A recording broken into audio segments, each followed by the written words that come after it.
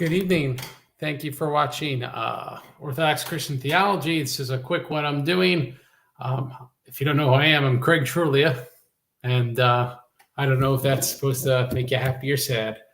That being said, I wanted to do something on the Council of Constantinople because in all these debates over whether or not the Pope believed in papalism, whether or not the early church believed in there being a papacy, I think both sides often speak past each other because they're looking at the patristics in a very loaded sense, only wanting to see what their side being portrayed in those patristics, which is obviously problematic if you want to get an honest assessment of what the patristics really teach on an issue. So what we see from saints on both sides are two different ecclesiologies. Specifically, we see a conciliar ecclesiology that's based upon the consent of all, that's based upon the consensus of the church. Generally, it's the Eastern Orthodox ecclesiology. That does not mean there's not primacy. That does not meaning, I'm even just talking about the metropolitan level. That doesn't mean there isn't bishops superior to other bishops. That doesn't mean there's some submission from lesser bishops or priests to higher order bishops. That'll exist. I've covered this in different videos. So we believe that, and there's a spectrum, even Orthodox to this day. How conciliar do you get and how stratified do you get? But that's the ballpark you're dealing with. On the other side, in my honest opinion, there is a papalist streak since at least the 2nd century. Pope Victor, a saint. Pope Stephen, a saint. Pope Leo the Great, a saint. All sorts of saints. And particularly, though, there were popes, bishops of Rome, and they believed that they had the ability to ordain clergy, intervene in other jurisdictions. And we see back and forth kind of friction between these two views. Saints have it on both sides. So when a Roman Catholic says, oh, how could I not believe in the papacy because, the Orthodox reject the teaching of saints that are popes that believe it, which of course is absurd. It's an absurd notion because then by saying that you're ignoring the teaching of saints that reject it. So we cannot make this a popularity contest to settle the issue. But let's just look at this historically for a moment. What did the church believe? What were their actions? Because their actions will tell us a lot. You could talk a big game, and say, I'm the big guy, I'm the man in the house, I'm the man in the household. And then you retreat to your man cave and your wife really runs everything. Do your words mean anything? Yeah, the answer would be no, obviously. So the Pope could speak a big game, but if he never puts his money where his mouth is, and effectively could not for centuries, it kind of calls into question how serious a papalist ecclesiology could really be taken. I think that's why most Roman Catholic historians even, we're not talking online apologists, we're talking about like people that are scholars, think that's either development or it was, a kind of historical contingency after the fall of Rome, and then kind of centralization of power within the city of Rome itself. So the government depends from different Germans, and eventually the Holy Roman Empire and the Normans, and et cetera, et cetera. I think at that point, back to the Holy Roman Empire, things like that. And so I want to put that on the onset, from the offset. No, that's the onset. That when we look at this issue, we have to look at what does history bear out as the most likely ecclesiology? And now imagine an ecumenical council writing a document utterly inconsistent with a papalist ecclesiology. Now, we have this in other ecumenical councils. Now, in Nicaea II, in Session 6, they give an actual definition of what ecumenical council is, and it includes the Pope ratifying, includes the Pentarchy ratifying, it includes all the bishops under the Pentarchy ratifying, and it includes bishops outside the ecumene ratifying. So you need the consent of everyone according to an ecumenical council. We have Constantinople II actually deposing a Pope of Rome. So they find themselves authoritative and then they depose a Pope of Rome. And I will do a future show on that issue. But today we're talking about Constantinople I because it's our first, without inferring so much. I think it's Canon 5 and Nicaea 1. I don't have it in front of me.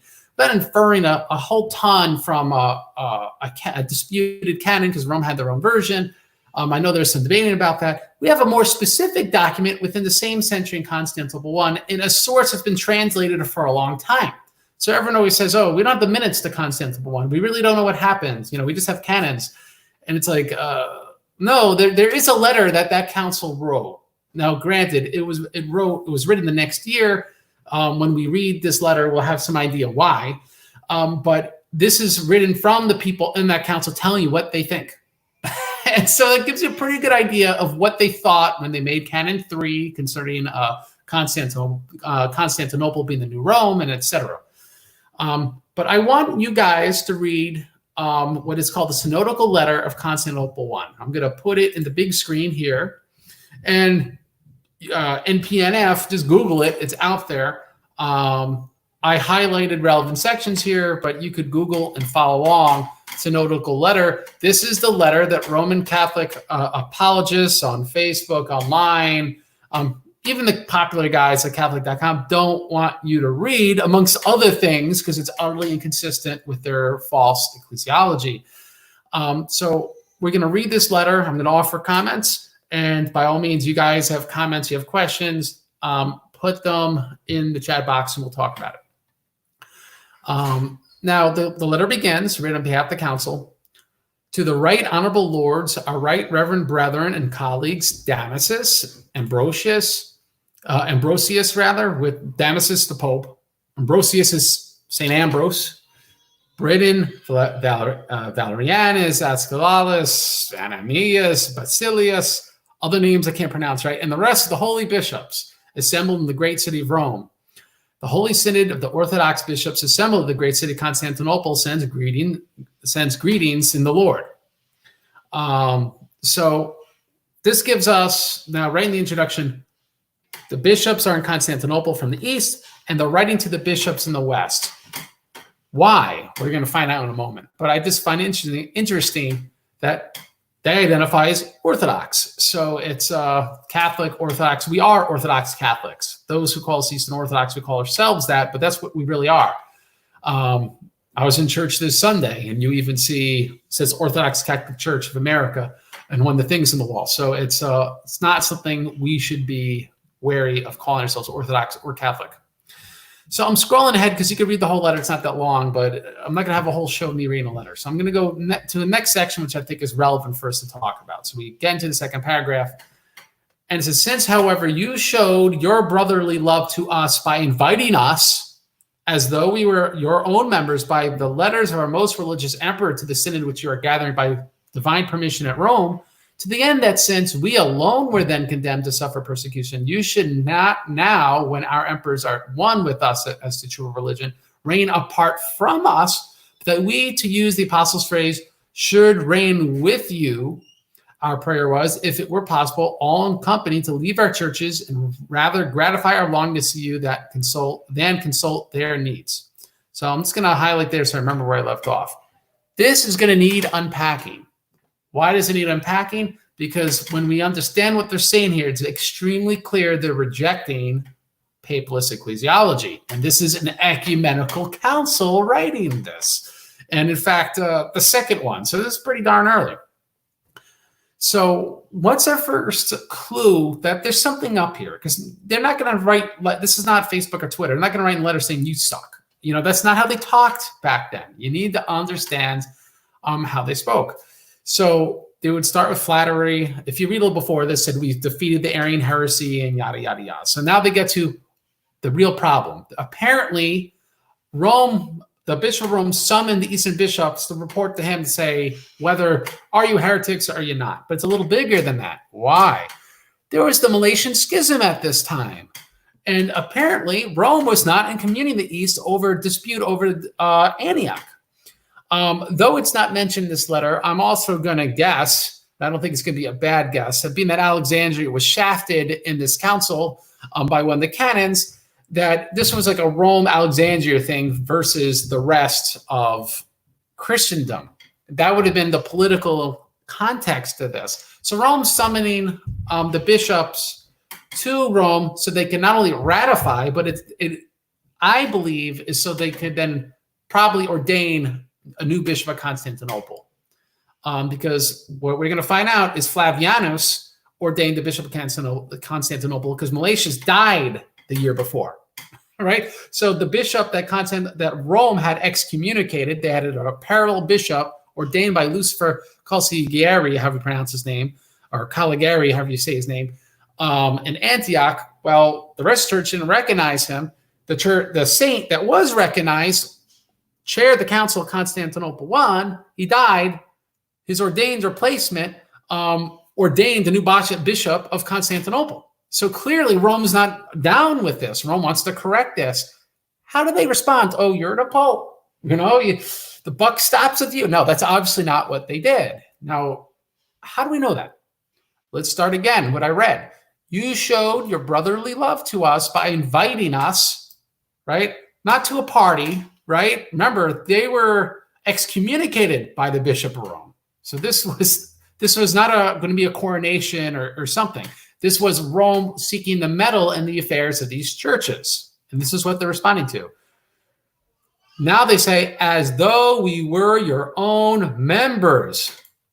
And this is in the original Greek of the letter. Henry Chadwick says, as he translated, as if we belong to you.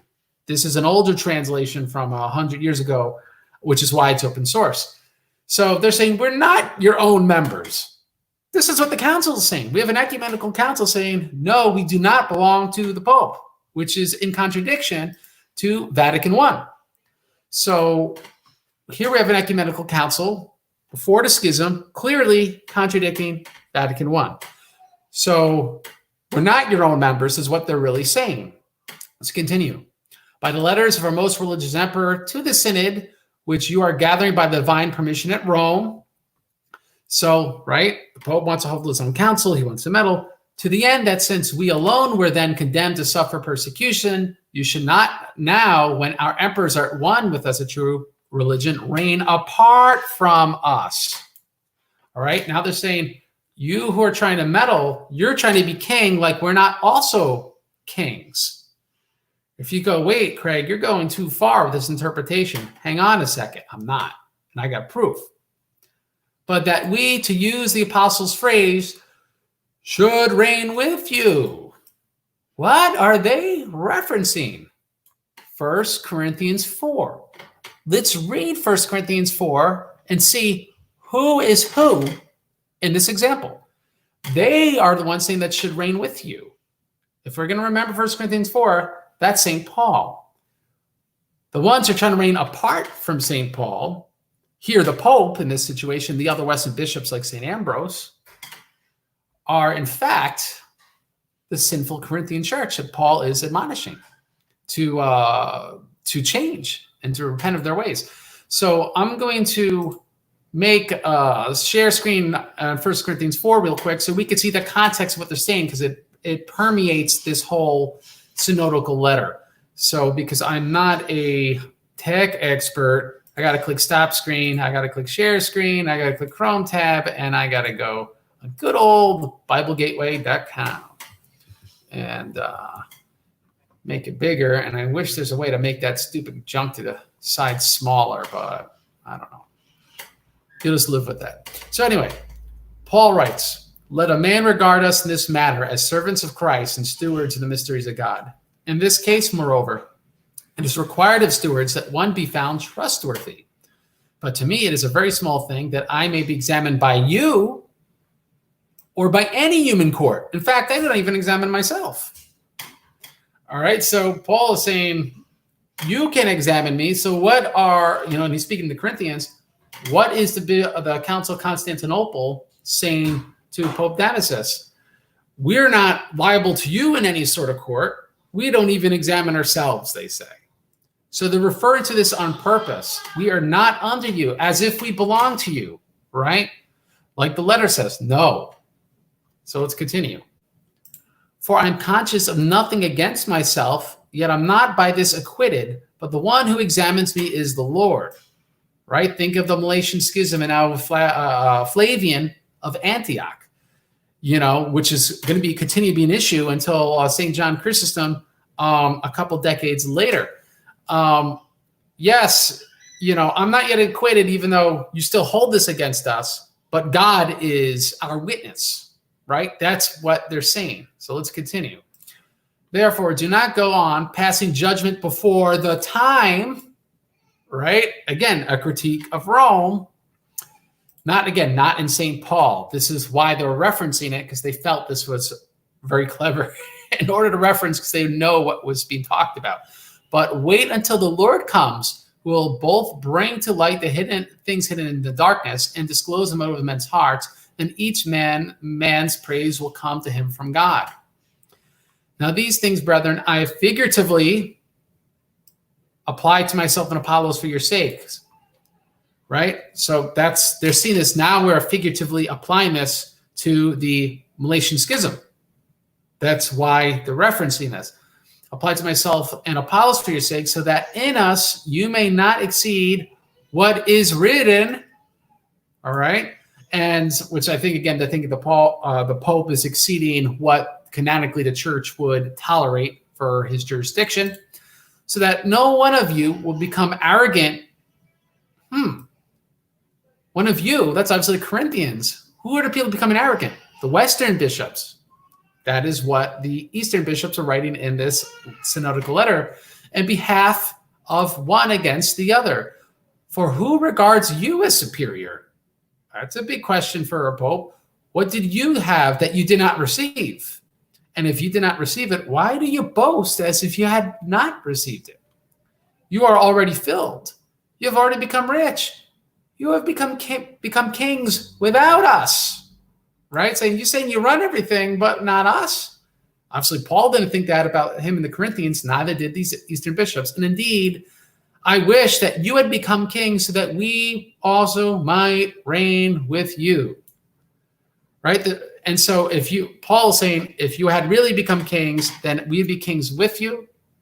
In the council, it's like saying, if you're really king, so we're also really king, and we reign together. So I think it's pretty clear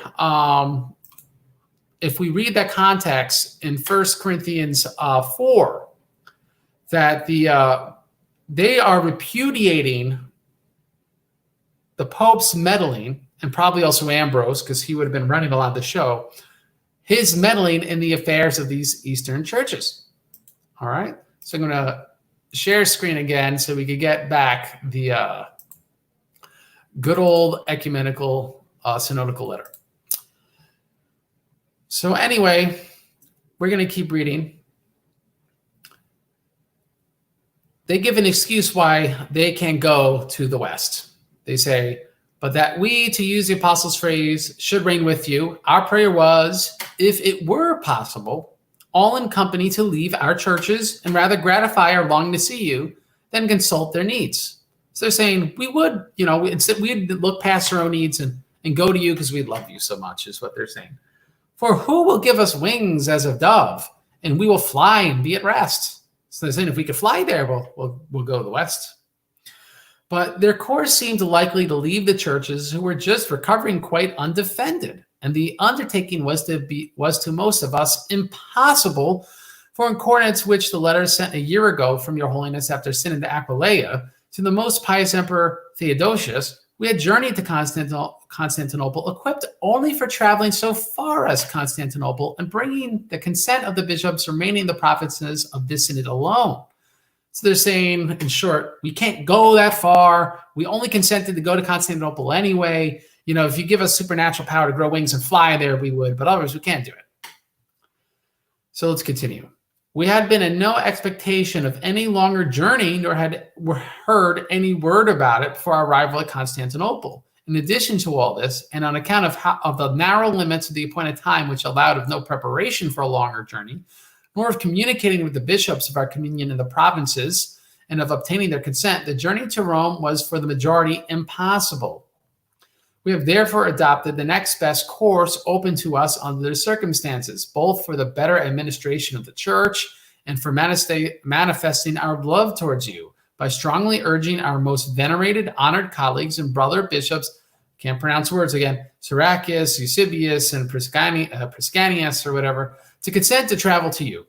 So they're saying, we'll send you legates to your council. So we'll participate in that way. So I'm going to continue and read a couple other passages in this letter that are relevant. They say, let this suffice. They give kind of the creed. They kind of give like just a doctrinal explanation. There's nothing new or fascinating there, in my honest opinion. And after they say that, to show that they're sufficiently orthodox, they say this again to the Western audience.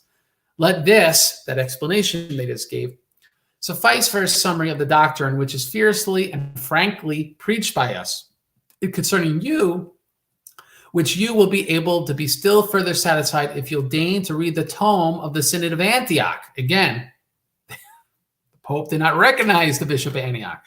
So they're saying, we're Orthodox, and you could read, if you want to see what we believe, you could read the tome from the Bishop of Antioch, who you reject. And also that tome issued last year by the Ecumenical Council of Constantinople, which I'm guessing is just the creed itself, actually.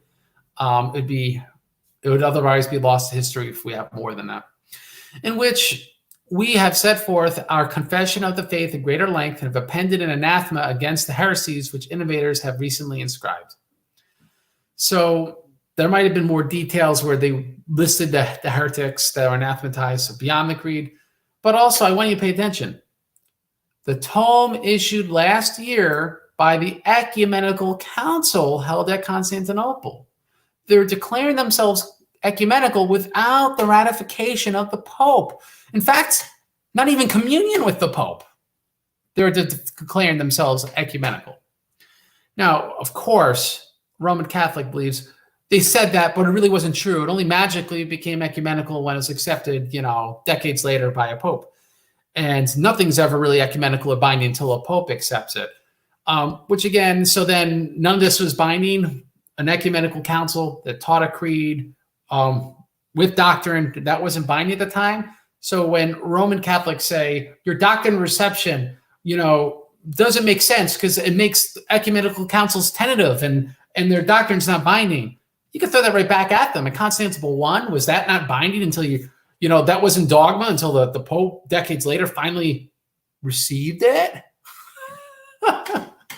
I laugh because people don't see the hypocrisy in their own critiques. And anything, whether it's the Bible or it's an infallible definition from the Church and Ecumenical Council, it has authority the moment it's spoken because it's true. Anything inspired by God has authority because it comes from God. But just like the Bible's canon was not something that happened instantly. In fact, in Orthodoxy, it's in some respects not fully settled, though I would say in the Council of Disproves, we do have a settled canon. But that's 17 centuries later. In the Roman Catholic Church, they had to wait, I think, at least 15 centuries. And then in the Council of Florence, then again the 16th century in the Council of Trent. So you could have an authoritative Bible without a canon, without saying, this is it, right? So in the same way, you could have authoritative ecumenical council without everyone saying, this is canonical, it's the rule, this really is ecumenical. People receive it, it's how we know it's canon, but it always was authoritative. Knowing something's canonical and the authority of something are two different concepts. People have to understand that. So here is the council declaring itself as ecumenical. Now we're going from the fourth paragraph to the fifth paragraph. We're going to read a little more. And I can't stand seeing that little thing there. Accordingly, over the new made, if the expression be allowable, church at Constantinople, which as though from a lion's mouth we have largely snatched by God's mercy from the blasphemy of the heretics, we have ordained bishop, the Right Reverend and most religious Nectarius, in the presence of the Ecumenical Council. So they call themselves Ecumenical Council again, and they adorn the bishop with common consent. Okay, so we're seeing where the council views it derives its authority. So it's not some later invention in the 19th century by that Russian guy of that name that starts with K that I can't pronounce. It's not an invention by him, that we need consent, we need reception. That we have this in Nicaea too. We have this in Constantinople I. They view authority comes from the consent of the churches, right? So before the most religious Emperor Theodosius, and with the assent of all the clergy and the whole city, which is important. Because when we look at Acts chapter 15, which is kind of like our prototype of the Ecumenical Council. It's not actually Ecumenical Council, but it's like what they all copy. I'm trying to find the term.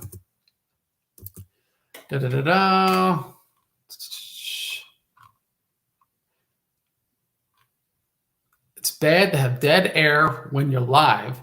So I'm going to just talk, and we're going to all look at Acts chapter 15, verse 22, the part of the Bible, again, Roman Catholic apologists don't want you to look at, because again, it goes against their presuppositions. Because again, this whole idea, a council is only really a council until a pope receives it, because reception is otherwise wrong unless the pope is the one receiving it. It's just a presupposition. It's completely arbitrary, right? It's just as, whoops, I chose the wrong one. It's just as irrational as saying that, well, you need everyone to receive it. So either reception works or it doesn't. You can't have it both ways.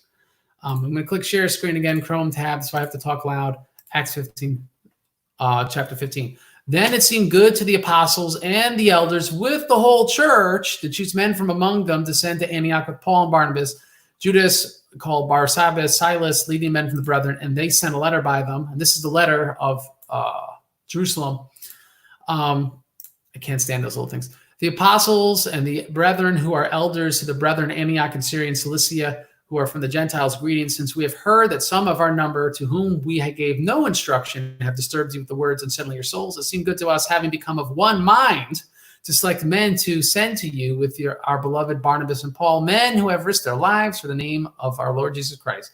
Therefore, we have sent Judas and Silas, who themselves will also report the same things by word of mouth, for it seemed good to the Holy Spirit and to us to lay upon you no greater burden than these essentials. They abstain from food sacrifice to idols, fornication, etc. And so as we see, the actual thing we see in the Bible is that when it seemed good to the apostles, the elders, the whole church, to choose men among them, then they gave the judgment of the council. And then we see in the council itself, James weighs in, Paul weighs in, Peter weighs in. It's something where they're all coming to a common consent. So why is it important? Because we're talking about Constantinople I. That's what they're referencing. They're not quoting, but they're referencing the idea. So I'm going to click stop screen, share screen, back to the actual synodical letter. That's why it says, with these sent the clergy in the whole city, right? There's this idea with all the people. This is authority for us to send it out to you when everyone agrees. All right. Here has to do with the ordination of a bishop. Because what a lot of people now in the 21st century don't understand is like bishops were ordained almost by this like this caucus, like it was Iowa presidential caucus. So you'd actually have to get the consent of the people. And I think there's Christological reasons for this, and I might end this video on this if people want to hear me opine about that. But that's why we're talking about this not only top down, but bottom up. You need the consent of everyone. Christ is the head and the members of the body. If the bishop in some sense is the head, they're still a body. They're not divorced from one another. To not have that would be heretical because it's a Trinitarian heresy. You know, the Father, for example, would have the monarchy in the Trinity, right? He is the hypostatic source of the Son and the Holy Spirit, right? But they're not unequal. They're of one essence. They share the same energy. So you have, in some sense, like it says in 1 Corinthians chapter 3, you have a head, right? Like God, and God's the head of Christ. Man's the head of woman, and God's the head of Christ, and Christ's the head of man, right? So there's headship, there's hierarchy, but there's not an inequality, because that would make Christ unequal to the Father, so and woman unequal to man, which is not, at least in essence, you know, according to, you know, what they are as human beings, which is not true.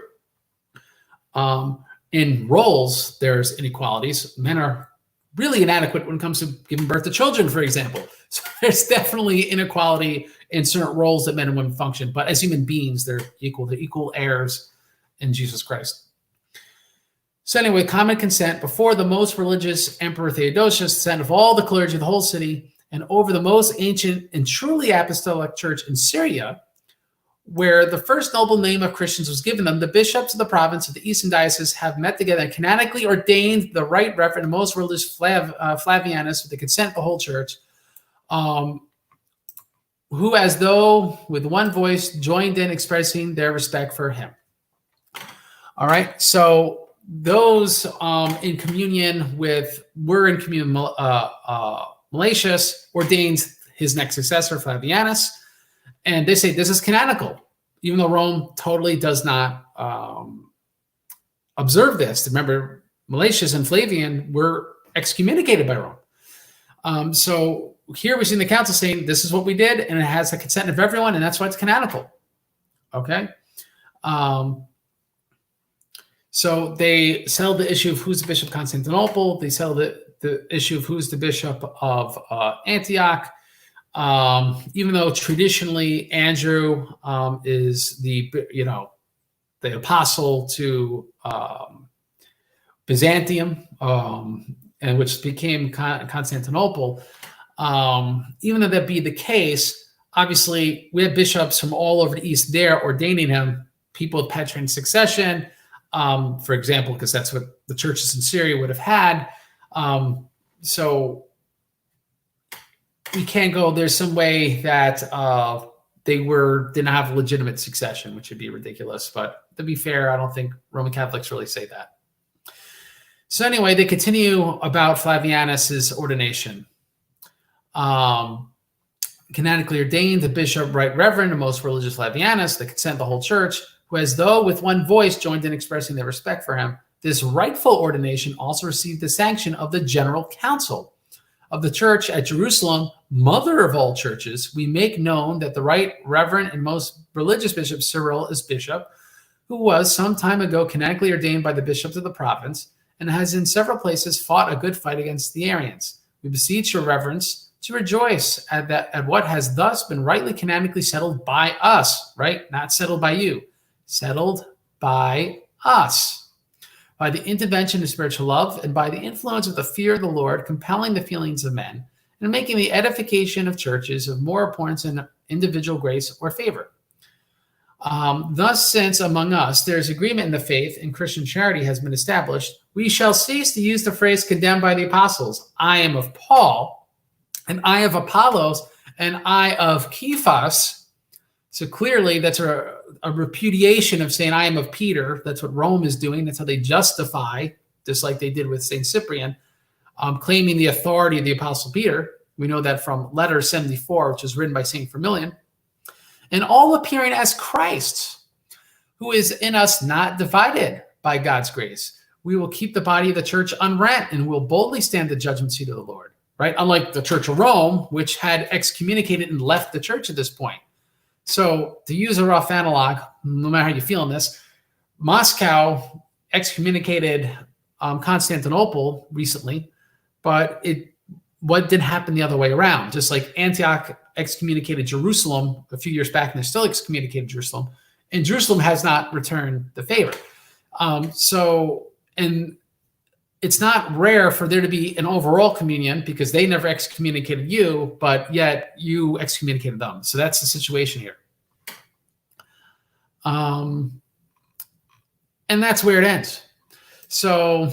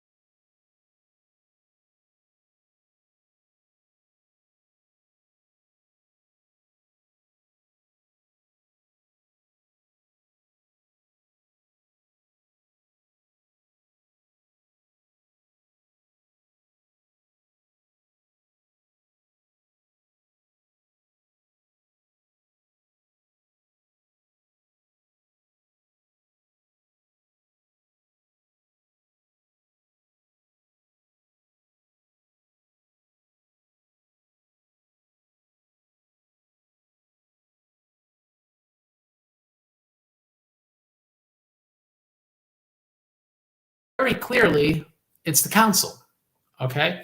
Because the council is the one speaking to consent. The council is the one saying, we don't belong to you like chattel, because it's true.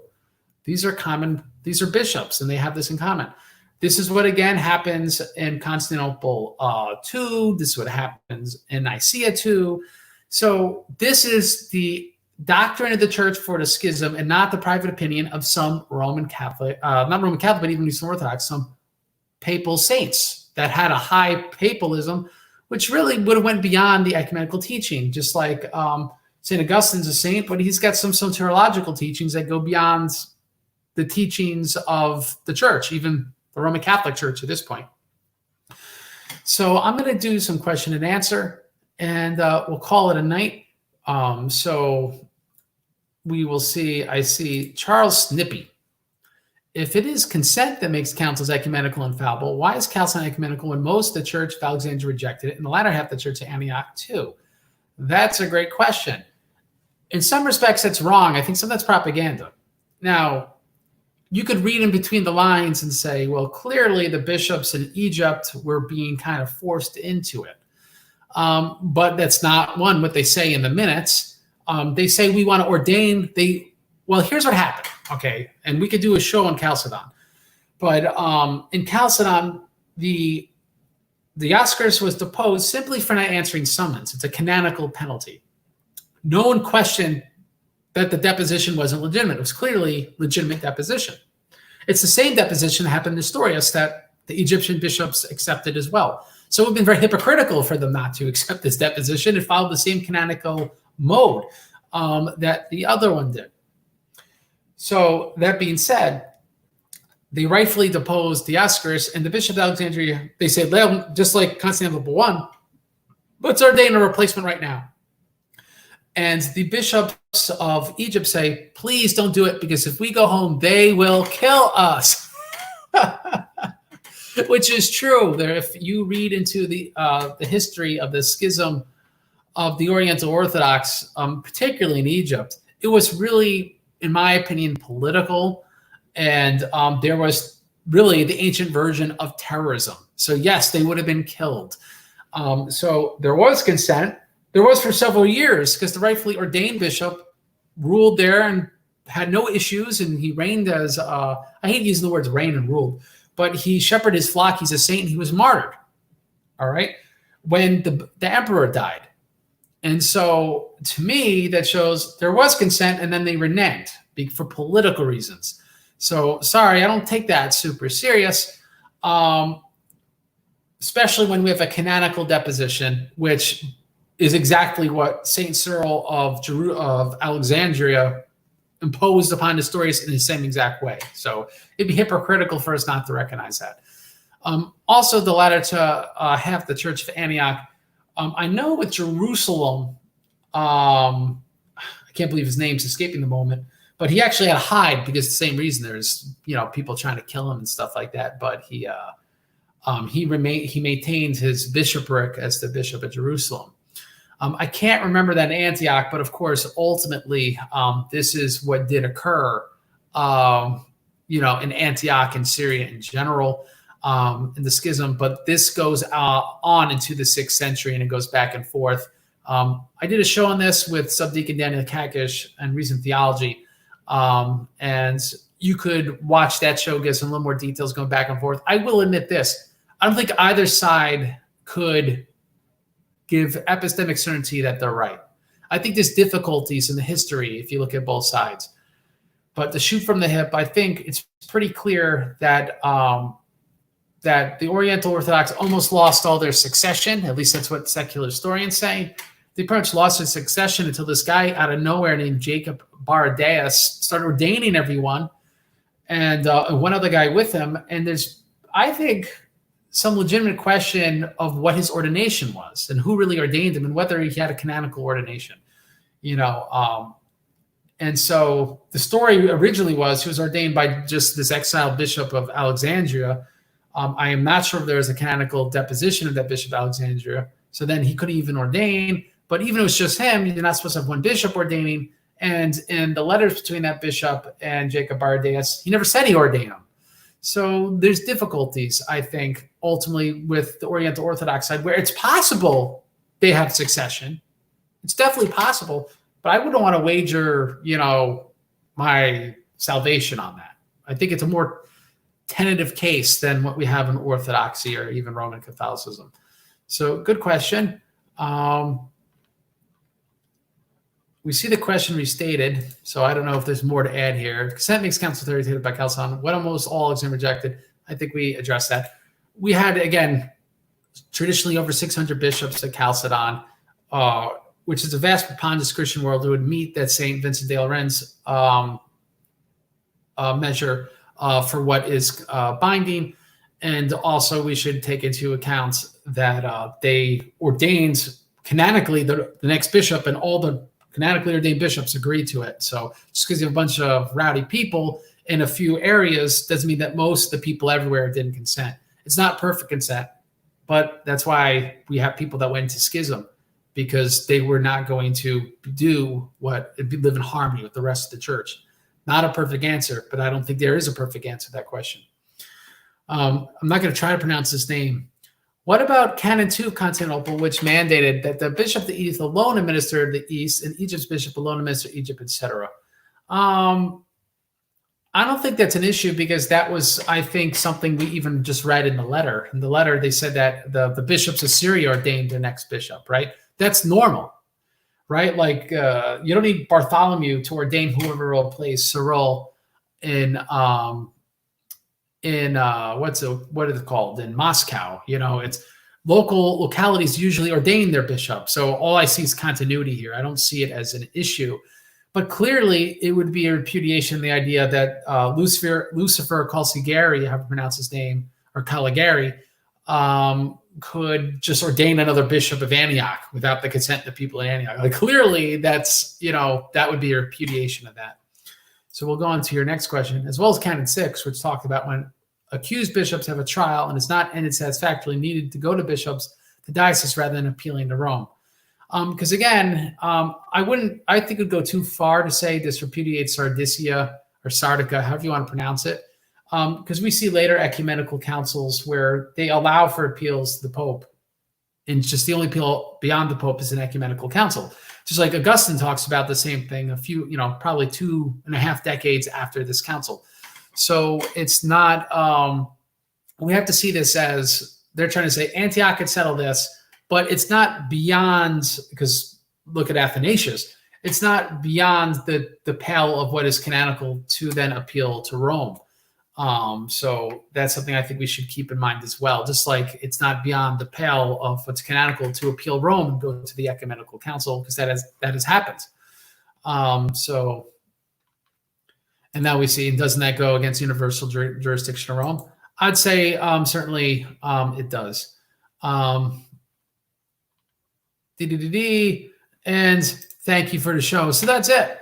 So guys, thank you for watching today. We will do more on Chalcedon eventually. I think my next show will be on the pastoral epistles, and we'll be going to arguments for and against their authentic authorship, which should be a lot of fun. We'll be doing more on history, and we will eventually, I think on the 15th, we're going to have Father Whiteford on Bible translations. If this show has been a blessing to you, please go to orthodoxchristiantheology.com/donate and donate money to the Orthodox churches in Cambodia that has received more money today. Or donate to your local monastery. And I also give the directions how you can donate to them directly. And again, only this blessed you. If it's a waste of time, then keep your money for yourself. I don't care. Pray for me. God bless you. Have a good night.